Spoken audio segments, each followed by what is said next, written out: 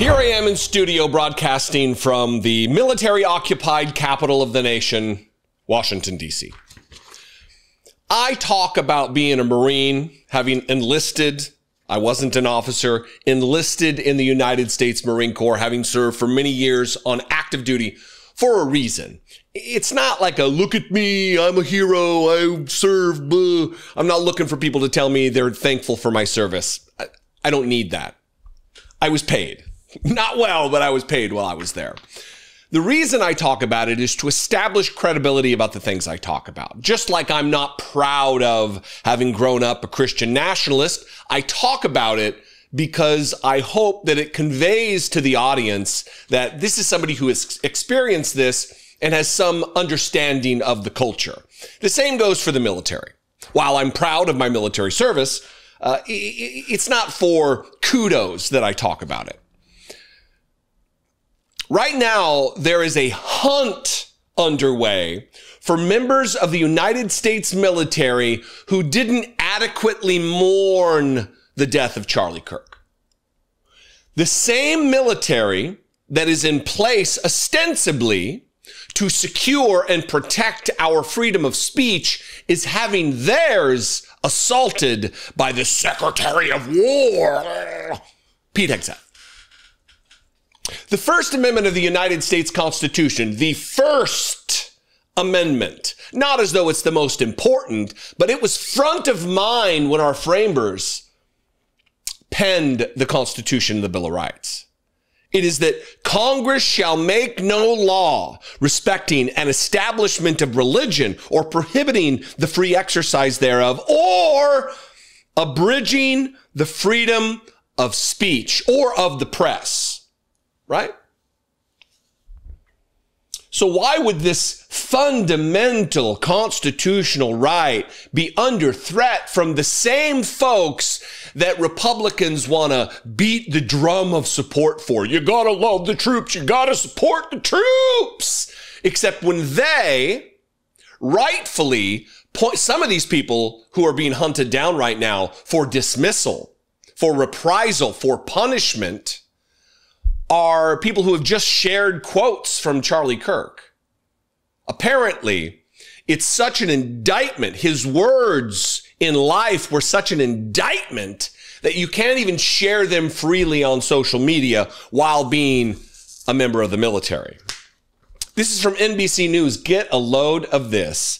Pete Hegseth tells Pentagon staff to hunt for negative Charlie Kirk posts by service members. Several people have already been relieved of their jobs because of their posts on social media, defense officials told NBC News. Defense Secretary, he wants to be known as the Secretary of War now. Ooh, warrior ethos.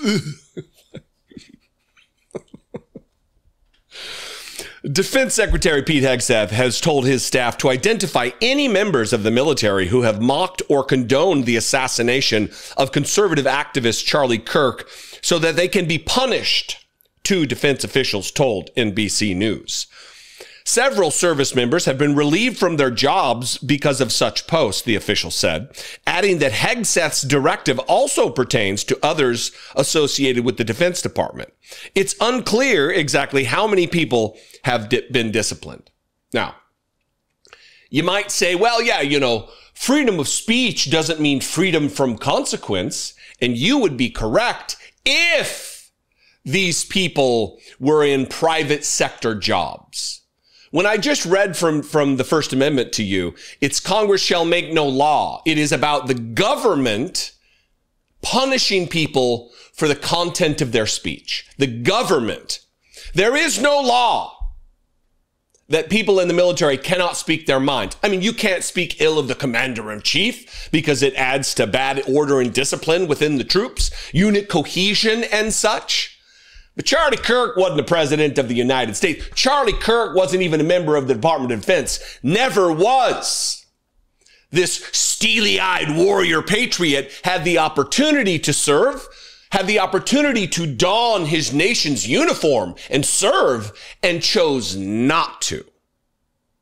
There is no article, no law that would suggest, that would compel the speech of military members not to share their opinion about the news, even if it was distasteful, the things they may have said.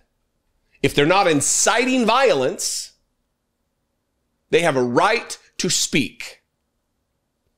Hegseth and other senior Pentagon leaders posted messages on Twitter this week calling on the public to report any posts that could be interpreted as negative about Kirk or unsympathetic about his murder. Simply unsympathetic. If you're not sufficiently mournful, oh, Charlie Kirk, I feel so bad about Charlie Kirk, the racist, Christian nationalist bigot who ostensibly hated black people and women, non-Christians, Jews, Muslims.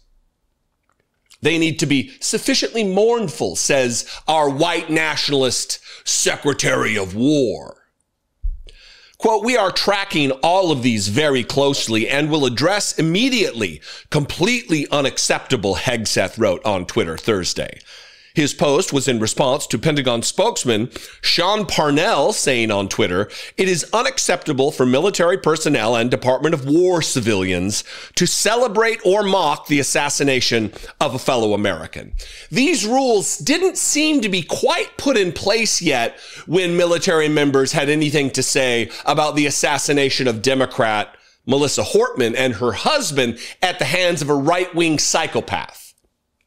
Weird how it seems to be a weird double standard, does it not? I mean, maybe it's just me through my biased lens, but wouldn't the same rules apply? Perplexing, is it not? The Department of War has zero tolerance for it, Parnell added, using the secondary name for the Department of Defense. Many social media users have heeded the call, assisting Hegseth and the Pentagon in finding and flagging posts. Dozens of service members and civilian Pentagon employees have had their posts highlighted and collected under the hashtag revolutionaries in the ranks. Some of the posts in that collection don't necessarily condone or mock Kirk's murder, but have been viewed as unfavorable, including one that read, I don't give a shit about Charlie Kirk. One U.S. military officer said troops know they are not allowed to condone political violence, but being fired for criticizing a person, particularly a civilian who has no ties to the military, is extremely rare. Quote, we can't criticize the commander-in-chief, but I can't remember anyone ever telling me we can't say anything critical about a civilian like this. He was not in our chain of command or anything, the officer said. But yet here we are. Charlie Kirk is being given a hero's homecoming, his body, the corpse of Charlie Kirk being brought on Air Force Two with a military honor guard, including our dipshit Vice President of the United States, fellow United States Marine, J.D. Vance. Again, why the military honor? For a coward who had the chance to serve and did not. And he can't say, oh, I was in college, because he dropped out of college and didn't complete college. He just didn't want to serve. Some would say he didn't have the courage, the mettle, because he, like many, many Republicans, was a patriot. False. Just for public consumption, he wants to act like he loves the country and loves the country's people. But he attacked them on a daily basis. The last words out of his mouth before he was tragically gunned down at the hands of a conservative gunman, a Groyper, a far-right adherent of Nick Fuentes, ostensibly, that's what we're learning now. The last words out of Charlie Kirk's mouth were about, what about black-on-black crime? What about black gang violence? And the Pentagon wants him celebrated. And if you don't sufficiently celebrate Charlie Kirk, you will be punished, drummed out of the military, possibly court-martialed. I don't know under what article of the Uniform Code of Military Justice. Maybe Article 134, the general article, where they can just tack on a bunch of shit. But there is no crime here. There is absolutely no justification for this hunting of military members who don't shed the appropriate amount of tears for a racist, bigoted Christian nationalist in Charlie Kirk. I invite you to this conversation. We can have it in the comments below the video, wherever you're watching it. You can also call the voicemail line 714-576-4054. Of course, as always, you can email me daily@dollemore.com. Please consider supporting this work, this channel. Help me produce this content. You can do so on Facebook. You can do on Dollemore Daily. Go follow the Dollemore Daily on Facebook. We are rapidly trying to get to 10,000 and beyond followers there. We're just over 6,000. And with your help, the truth in this form can be spread on Facebook. You can also become a subscriber, like channel member thing there. You can also do it on YouTube by clicking the join button below the video, or the overarching better way to do it would be Patreon, patreon.com/IDoubtIt podcast. I love and appreciate you very much. I'd love to hear from you if you served or are serving.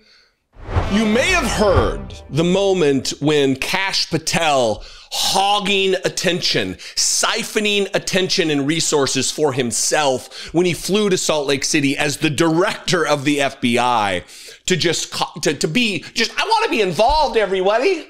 Yeah, come on, please. I want to be involved. Look at me. I'm Kash Patel. While they botched the investigation, they're claiming that they solved the case, but the dipshit shooter, the alleged shooter, turned himself in. The family turned him in. The FBI had no role in hunting him down. They tried. They had this guy in custody, and then they released him because he wasn't the guy. They had another guy in custody. They questioned him, and they released him because he wasn't the guy. They did nothing to solve the case. Because under the leadership of Kash Patel and Dan Bongino, it's feckless morons who have zero law enforcement experience. Zero. This is what happens when you put morons in charge of our country with Donald Trump and then let a moron pick who's in charge of historic and celebrated law enforcement institutions like the Federal Bureau of Investigation. But you might have noticed this moment at the end of his remarks, his attention-seeking remarks, where and to my good friend Charlie Kirk, I'll see you in Valhalla, brother. A lot of people made jokes, justifiably so, jokes about a Hindu talking to a Protestant about meeting in a Norse pagan afterlife. They made fun of, while a Mormon looked on, I think some of these posts said. And that's all funny, and it's certainly ripe for joke making, absolutely. But what a lot of people don't know is that this was a signal. This is the way I see this, because Norse mythology, you might know, my wife grew up in the white power movement. So she grew up with like Odin and Freya coloring books and Viking and Norse imagery on their walls. They were taught that they were descendants of the Vikings because they were white supremacists. None of that's true lineage-wise, but this is why he did that. It's a signal. It's a dog whistle to neo-Nazis, to the racists in the base of MAGA, to talk about Valhalla, that there's a glorious place for you waiting when you martyr yourself in the name of white supremacy. You don't have to believe me, but we'll get to the receipts. As I always do, we're going to provide the receipts. But first, if you haven't seen the stupid moment with Kash Patel, here's 16 seconds of it on Fox News. Lastly, to my friend Charlie Kirk, rest now, brother. We have the watch, and I'll see you in Valhalla.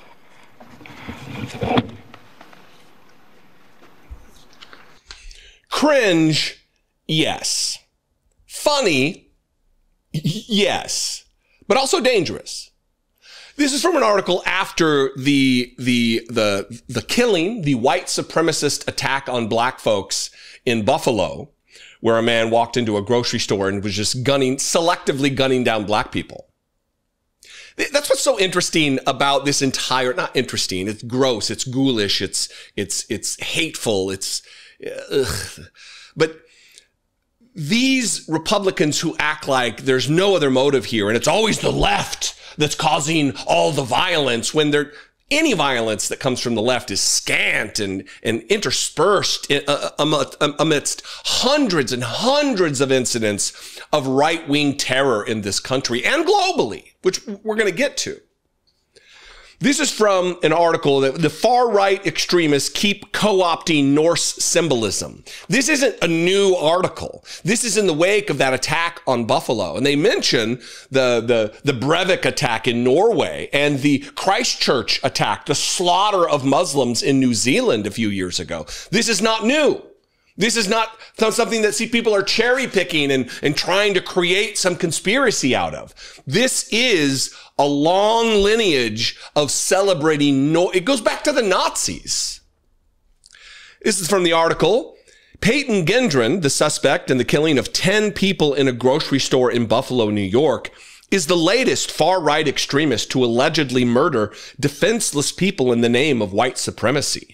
His hate-filled manifesto is full of baffling contradictions, vile stereotypes, unhinged conspiracy theories, and predictably, Norse symbolism.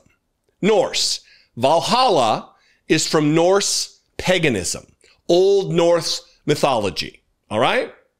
Gendron ended his manifesto with the contradictory message, God bless you, and I hope to see you in Valhalla.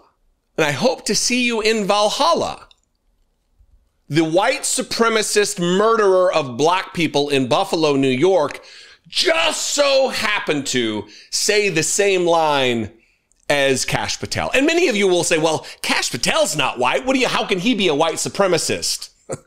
Come on. Don't be naive. You don't think that there are useful idiots within white supremacy breaking their backs, carrying water for white supremacy? You don't think Kanye West with his I love Hitler, you don't think he's a white supremacist? Come on. This follows the lead, his comment about Valhalla, follows the lead of the terrorist who attacked a summer camp in Norway, who named his guns after the weapons of the Norse gods. Even more recently, the shooter who attacked 2 mosques in Christchurch, New Zealand, bookended his manifesto with references to Norse culture. In pre-Christian Norse belief, Valhalla is the hall where those who die heroically are taken to prepare for Ragnarok, the battle at the world's end under the watchful eye of the god Odin. Dying heroically, according to the most Norse sources, means having fought bravely in battle. There is no mention that massacring unarmed civilian earns you a seat at the table. According to Norse tradition, Gendron is more likely destined for this corpse shore, an area of the underworld reserved for cowardly murderers to wade rivers of poison until the end of the world. But, conservatives love to cherry pick all texts, all holy scriptures, all religious tradition, including their own. Gendron probably didn't read beyond the Christchurch Terrorist Manifesto, which makes a very similar contradictory reference to both the Christian God and Valhalla. And then here is one last paragraph that talks about the appeal of Norse symbolism.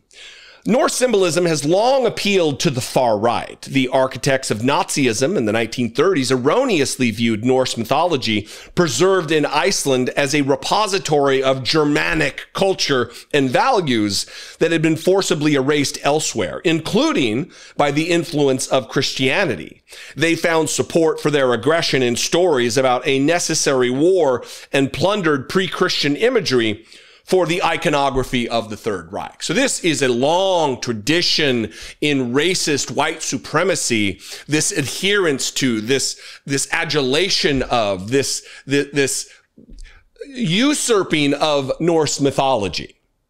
And here we are with Kash Patel doing the same thing. So look, I'll say the same thing I say about a lot of stuff. Don't give these people the benefit of the doubt, because when you do, you arm them with credibility. Kash Patel, in my view, is absolutely signaling to white supremacists in the base. He's absolutely speaking to the man who had the Auschwitz summer camp shirt on as he insurrected the country, attempting to overthrow the United States government in the Capitol on January 6, 2021. You can be brown and a white supremacist. You can be Hindu and a white supremacist. You are a useful idiot to these Nazi fucks, without a doubt. I invite you to this conversation. If you have any knowledge of this, I'd love to hear from you. What are your thoughts? You can comment below this video wherever you're watching it. You can also call the voicemail line 714-576-4054. And of course, as always, you can email me daily at dollemore.com. So speaking of white supremacists, Kash Patel giving his little Valhalla shout out at the end of his little speech in Utah. CNN is giving absolute cover for the allies of Charlie Kirk. Charlie Kirk, the tragically assassinated, racist, Christian nationalist bigot. His pal, Jack Posobiec, was featured on CNN. And this is what is alarming. I'm going to tell you about Jack Posobiec if you don't know who he is. I'm going to put a link in the description below of Southern Poverty Law Center. And there, it is insane. We'll get to it. I was going to show it now, but we'll get to it. CNN interviewed this guy. Gave no context at any point during the interview. They didn't do a precursor, pre-statement about who he is, what he's been involved in, what his views are, what his quotes are, what his past is, how dangerous he, none of that. You would think if you didn't know anything about the lay of the land in conservative America, that he was just a loving, loyal friend who also finds himself among Republicans. You wouldn't know his background. This is Aaron Burnett's tweet on the matter before I get to the video. Actually, I'm not going to play the video first. I'm going to read a little bit, some quotes from him to give you a flavor for who he is, just to let you know while you're watching the CNN clip how egregious it is that they didn't tell their viewers who he was. But this is a tweet from Aaron Burnett before we get to all of that. Quote, "My friend's in a box right now, and it wasn't an accident." Jack Posobiec talks to CNN about who could lead the movement Charlie Kirk helped to build and how Republicans should respond to Kirk's death. Mina Durison reports. Yeah. Before I do, first of all, this is from the Southern Poverty Law Center that has a repository, a reference repository of all kinds of wild, exceedingly dangerous extremists, including Jack Posobiec. This is just down the side of the article where you can click to go to the different elements that they report on. This is a long article that is linked below for you to read. I would suggest you familiarize with this guy, but this is it. In his own words, and that's what I'm going to read from here, some of his quotes. Some, not even all. His background. Russian intelligence-backed operation about Seth Rich. Russian intelligence-backed operation, #Macron leaks. Russian intelligence-backed operation, South Front. Ties to white nationalist 1. Ties to white nationalist 2. White nationalist 3. Ties to white nationalist 4. Ties to the neo-Nazi Clark brothers. Introducing esoteric hate materials to Twitter. Ties to the Proud Boys and Oath Keepers. Ties to the Polish far right. His Bumble ban. Targeting of women and male supremacy. He's one of the worst of the worst. He's a disinformation artist, formerly served in the United States Navy, apparently as an intelligence officer. But he is a neo-Nazi, is what he is. And CNN didn't see fit to tell their audience who they were platforming, who they were giving time to, who they were offering the United States sympathies to. Here are some quotes from Jack Posobiec. January 6th will be something that no one's seen before. I think it's going to be absolutely historic and really codify America's history, not only for this time, but for years to come. He said this to the Epoch Times the night of January 5th, 2021, during the Stop the Steal event that preluded the attack on the United States Capitol. This was before January 6th, and then after January 6th, he started to try to act like it was an Antifa operation. because he's a different disinformation artist. He's a liar and a racist. He's also anti-democracy, obviously. Stop the Steal 2020 is coming. He said this on Twitter, September 7th, 2020, a full 2 months before news outlets declared Joe Biden the winner of the 2020 presidential election. Here's another. It's all fun and games until the rooftops start speaking Philly.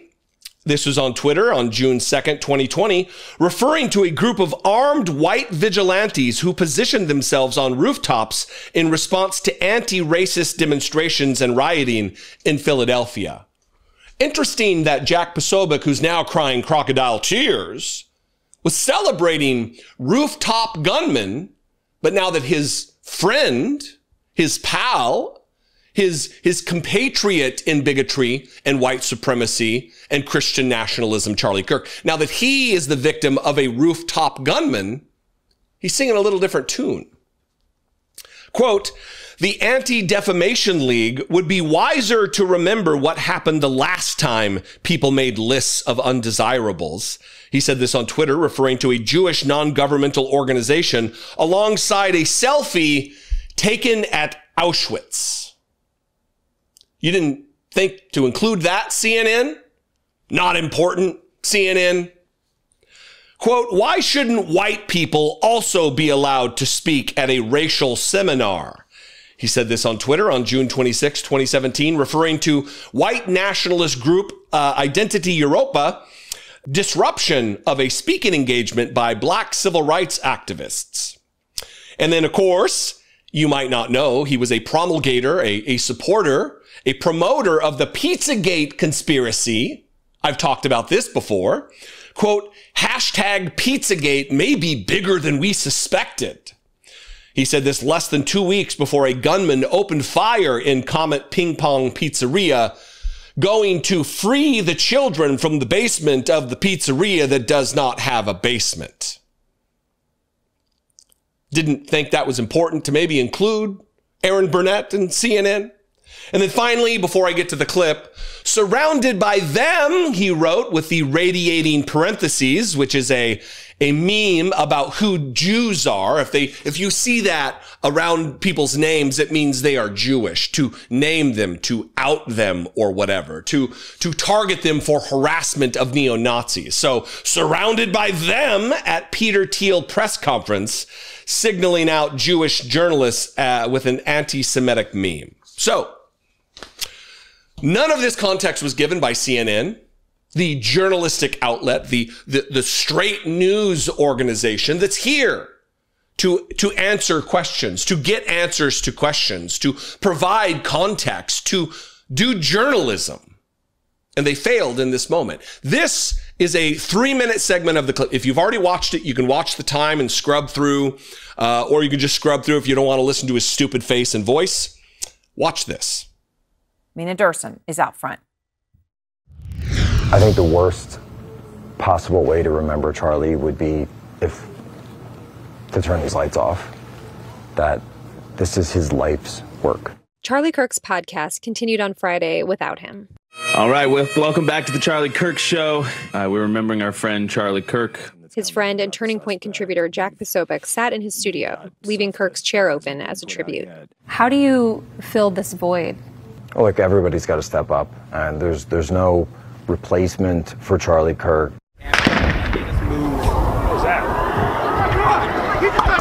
Posobiec is a leading voice in right-wing media, where some of his peers were quick to call Kirk's assassination an act of war. Charlie Kirk's a casualty of war. Do you think we're at war? My friend's in a box right now, and it wasn't an accident. Are we facing a civil war? Well, there's no question that we're clearly facing asymmetric civil warfare. One of the key aspects of that is political assassinations. That being said, the idea that we're going to a, classic civil war scenario, I hope and I pray that that doesn't happen. Outside headquarters for the past few days, a steady stream of fans have come to pay their respects. This was a really heartless act, and I feel so sad, and I feel like when we're trying to be silenced, we need to come together as a whole and and be a family. Do you feel any responsibility to help bring the temperature down in this political discourse? I want people to be safe, but if you're someone who is part of a group that is fanning the flames of violence, that is encouraging this or celebrating this, then that's absolutely something that we have to tamp down 100%. The governor this morning was describing the suspect having this family dinner. This is what the governor said. The family member also stated Kirk was full of hate and spreading hate. I mean, it's from that person's perspective, Charlie Kirk represented everything they hated. He loved debate. He loved just talking things out. It's what he lived for. It's what he died doing. And this idea that, you know, Charlie is there, the one spreading this, no, he's got it completely backwards. Now Turning Point and the conservative right have to figure out where their movement goes from here. I think we're at an inflection point right now.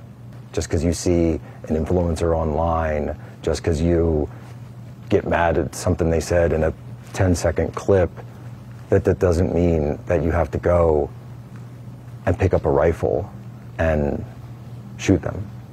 That instead, as a country, that should mean, you know, come up with a better argument.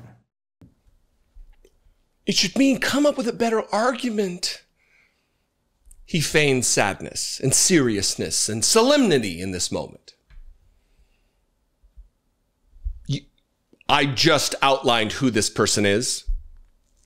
CNN didn't feel it important to provide the very necessary context. Not a legitimate character. He's a vile white nationalist, a racist, a neo-Nazi, a hater of humanity, unless, of course, you're white, straight, conservative. Unless, of course, you're MAGA. Unless, of course, you're sufficiently loyal to fascist ideologies. Right. Failure on the part of our media, missing the moment in the most dangerous, precarious moment in history inside of 150 years. They are dropping the ball, leading us to slaughter, maybe literally. What do you think? I invite you to this conversation. We can have it below in the comments wherever you're watching this video. You can also call the voicemail line 714-576-4054. And of course, as always, you can email me daily@dollemore.com. Please consider helping support this work. You can do so on Facebook, on the Dollemore Daily Facebook page, which I would please ask you to go follow.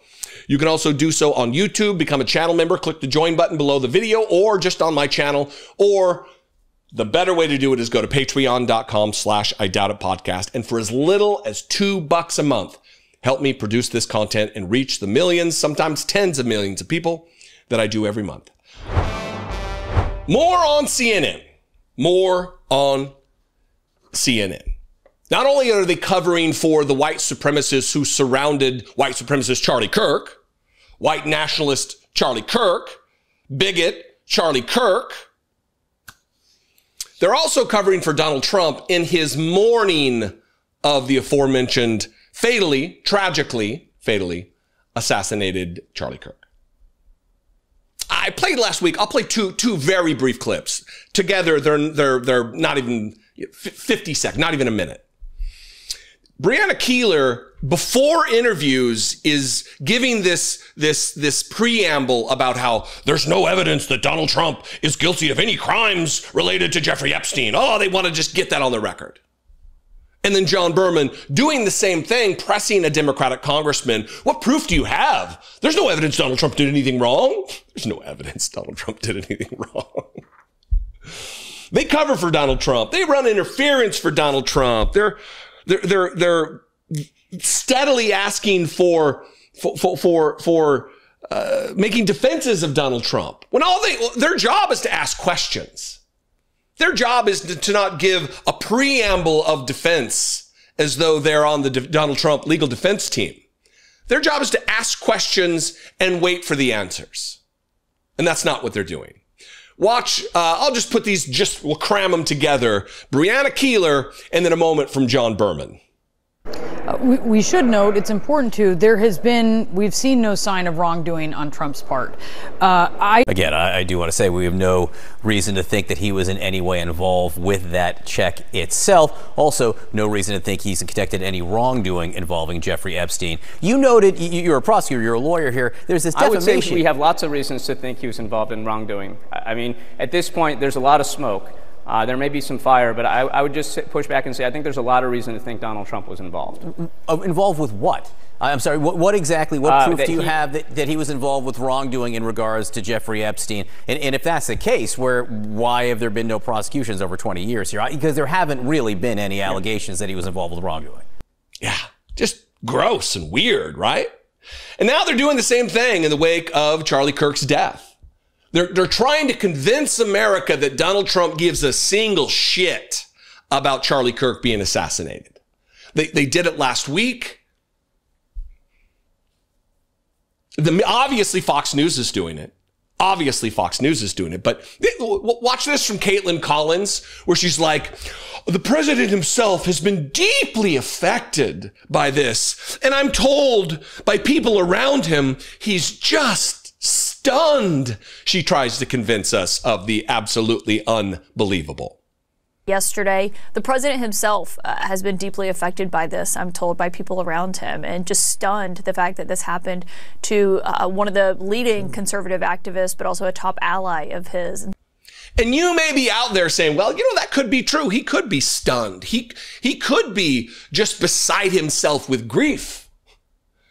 I think you'd be giving Donald Trump too much benefit of the doubt, because we know Donald Trump. Donald Trump is a sociopath.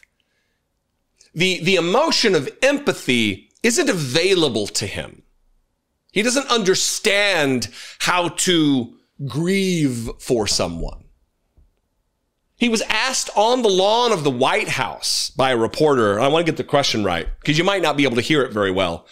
My condolences, the reporter says, my condolences on the loss of your friend Charlie Kirk. How are you holding up? And when I read the transcript, I thought, when I just read the transcript while watching the video play without sound, I thought, oh, there's got to be more to it. There must have been a pause in between him saying, I think very good. I think very good I'm holding up. It was the answer. And I thought maybe there was a pause and him staring off into the distance and giving it some solemn thought and reflecting on the life and legacy of Charlie Kirk. But he didn't even take a breath before he moved in to talking about the fucking ballroom, the nearly $250 million addition to the White House that Donald Trump sees as necessary so he can vomit his gold-clad nonsense ostentatiously all over the room. Watch just how much he's been deeply affected by the death of his good friend, Charlie Kirk. My condolences on the loss of his friend Charlie Kirk. Can I ask Kirk personally, how are you holding up over the last 3.5 days? I think very good. And by the way, right there, you see all the trucks. They've just started construction of the new ballroom for the White House, which is something they've been trying to get, as you know, for about 150 years. And it's going to be a beauty. It'll be an absolutely magnificent structure. And I just see all the trucks. We just started, so it'll get done very nicely, and it'll be one of the best anywhere in the world, actually. Thank you so much. Your message. How are you holding up, Donald Trump? I think very good. And by the way, look at the trucks over here. Holy shit. We got this ballroom going, y'all. You're not going to believe the gold I'm going to be able to put in there. He's stunned by the death. Caitlin Collins at CNN. He's deeply affected by it. Was that a man who's deeply affected by the death? At the Yankees game, he's in there doing his jerk-off move to YMCA. At the same time that he's supposed to be in mourning for his friend. Donald Trump doesn't give a shit. He certainly doesn't need CNN's help. He doesn't need CNN's help because he's got all the help he needs from Fox News. who asked him about the same thing. When did you find out about the death of your dear friend, Charlie Kirk? And he tells him, and then immediately diverts just a left turn to talk again about the stupid fucking ballroom. He was very hurt when he saw this, but I mean, everybody was. Oh, when I heard it, I was in the midst of, building a great, for 150 years, they've wanted a ballroom at the White House, right? They don't have a ballroom. They have to use tents on the lawn for President Xi when he comes over. If it rains, it's a wipeout. And so I was with the architects and with design. It's going to be incredible. Can we please just save it? Fox News and CNN. Look, I know that there's a large swath of the American people, certainly Fox News viewers, who don't pay attention to the truth, to the news, to reality itself. But we are entitled to the truth. We are entitled to a reality-based reporting of the news. We don't need to do this kid glove bullshit, this rewriting of history, trying to make Charlie Kirk into something other than what he was. Anything other than what he was. Because I guess it's not socially acceptable to call a racist Christian nationalist bigot what he was. Where's my list of Charlie Kirk quotes? We'll just end with one Charlie Kirk quote, okay? Here's one on guns. I was going to give you a quote on Jews or Muslims or Palestine or transgender people when he called them an abomination to God, or called George Floyd a scumbag. Speaking of not besmirching the dead, right? Here's one on guns. Quote, Charlie Kirk, quote, "It's worth to have a cost of, unfortunately, some gun deaths every single year so that we can have the Second Amendment." Actually, let me read the one about Jews. When I say that he's an anti-Semite, you don't just think I'm just saying it just as to provide an invective about Charlie Kirk. Quote, Jewish donors have been the #1 funding mechanism of radical open border, neoliberal, quasi-Marxist policies, cultural institutions, and nonprofits. This is a beast created by secular Jews, and now it's coming for Jews, and they're like, what on earth happened? And it's not just the colleges, it's the nonprofits, it's the movies, it's Hollywood, it's all of it. The Jews control Hollywood and the news and the nonprofits and our culture and our society. Shadowy Jews. So keep bending over backwards, CNN, to make Charlie Kirk something he's not. Keep bending over backwards to make Donald Trump something he's not in the wake of a very precarious time in American history. Good job. Fantastic. I'm glad you're abdicating your role as a member of the free and fair press in order that you extricate yourself from harassment by Donald Trump and his minions in the cult. Gross, irresponsible, un-American, disgusting. What do you think out there? I invite you to this conversation. We can have it below the comments wherever you're watching the video. We can also have you call the voicemail line and leave me a brief voicemail, 714-576-4054. And of course, as always, you can email me daily@dollemore.com. I love and appreciate you very much. I would very much appreciate if you would consider helping support this program monetarily. Not if you're on a fixed income, not if you're on retirement, not if you're on disability, not if things are tight for you. I know things are tight for many, many people. You save your money and support yourself. Make sure you're subscribed. That's free. But if you do have an extra $2 laying around, I would appreciate the support, helping support independent media, helping me produce these videos. You can click the join button below this video on YouTube to become a channel member. There's some kind of a subscribe button over on the Dollemore Daily Facebook page that I would appreciate you following too.